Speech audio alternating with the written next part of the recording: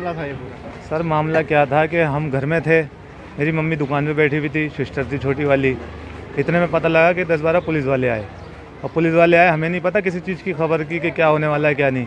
इतने में देखा कि थोड़ी देर बाद और पुलिस वाले आए, जेसीबी वगैरह आई। इन्होंने ना हमें ये बताया ना कुछ बताया, इन्होंने आते ही जेसीबी चला दी। जो हमारा सामान था, मेरी मम्मी की परचून की दुकान थी, छोटी छोटी चीज़ें वगैरह बेचती थी, वो सारा सामान भी तोड़ दिया। और जिसके बाद हमारे बहनों के रिक्शे वगैरह खड़े हुए थे, वो भी पूरी तरीके डैमेज करके गए। उनके हालात, रेडियो भी तोड़ दी, जानबूझकर सारा सामान हमारा डैमेज करके गए, सारा कुछ तोड़ दिया। कोई ऐसा सामान नहीं बचा जिसको हम यूज़ कर सकें। लेकिन हमें अगर तोड़ना ही था तो कम से कम आके पहले हमें खबर दे देते, 1 दिन पहले बताए थे, 2 दिन पहले बताए थे। हमारा खोखा 1976 का था, जिस टाइम एमसीडी का कोई ऑफिस नहीं था, तो एमसीडी वाले इसी खोखे में बैठ के हाजिरी दिया करते थे।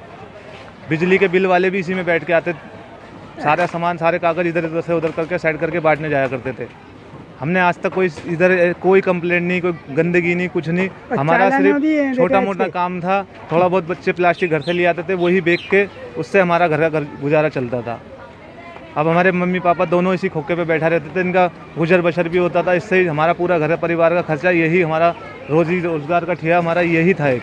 और हमारे पास कोई रोजी रोज़गार नहीं है। मैंने अभी एक कोई काम खोला, लेकिन वो भी अभी नहीं खुला। बस अब बताओ जी, हम करें तो करें क्या? लेकिन ये तोड़ने किसी और को आए थे। अब पूरी गली में जाके देख लो, पूरी गली के अंदर बहुत से लोग ऐसे वो कह रहे हैं कि गली बनेगी, गली बनेगी, सिर्फ हमारा ही क्यों तोड़ा? गली में औरों के भी तो सब कुछ था, उनको भी बोलते। लेकिन ये साजिश के तहत तोड़वाया गया। इसके अंदर कुछ लोगों की मिली भगत से ये काम हुआ जी। आए किसी और मकसद से थे, लेकिन उन्होंने जानबूझ के हमें नुकसान पहुंचाया। ये हमारा रोजी रोज़गार का, आप देखो जी, ये हमारे रिक्शे इस तरीके से डैमेज कर दिए हैं, जो कि कहीं चलने लायक नहीं रहे। रेडियाँ भी तोड़ दी। अगर हमसे कहते, हमें इतना भी वक्त नहीं दिया कि इसको हम निकाल सकें, बस जेसीबी इन्होंने चला दी, जो सामान हमारा सब तोड़ नष्ट करके गए जी।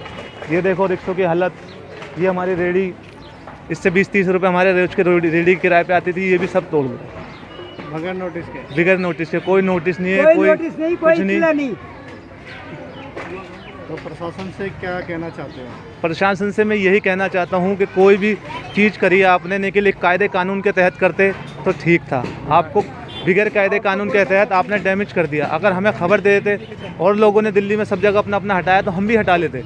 लेकिन कम से कम हमें खबर तो दे देते। हमारा इतना सारा सामान का नुकसान हुआ, हमारे छोटे कांटे थे सब टूट गए, और भी सामान था, बच्ची की चीज़ें वगैरह का काम था, मेरी मम्मी का, सब कम नुकसान।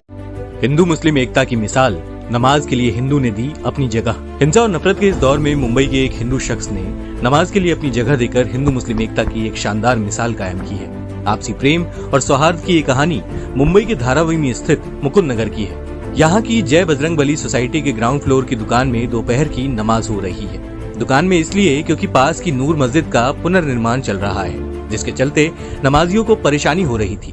दुकान में नमाज पढ़ने आए सदरुद्दीन बताते हैं कि मस्जिद टूटने के बाद लोग बिखर गए थे। नमाज पढ़ने के लिए अलग अलग जगहों पर जाना पड़ता था, इसलिए हमने इलाके में चमड़े के कारोबारी दीपक काले से बात की और वह मान गए। नूर मस्जिद से जुड़े गुफरान का कहना है कि हमने सिर्फ 2 महीने के लिए बात की थी, लेकिन 5 महीने हो गए हैं, हम इसी जगह पर नमाज पढ़ रहे हैं। दीपक काले ने कुछ भी नहीं कहा, ये बड़ी बात है।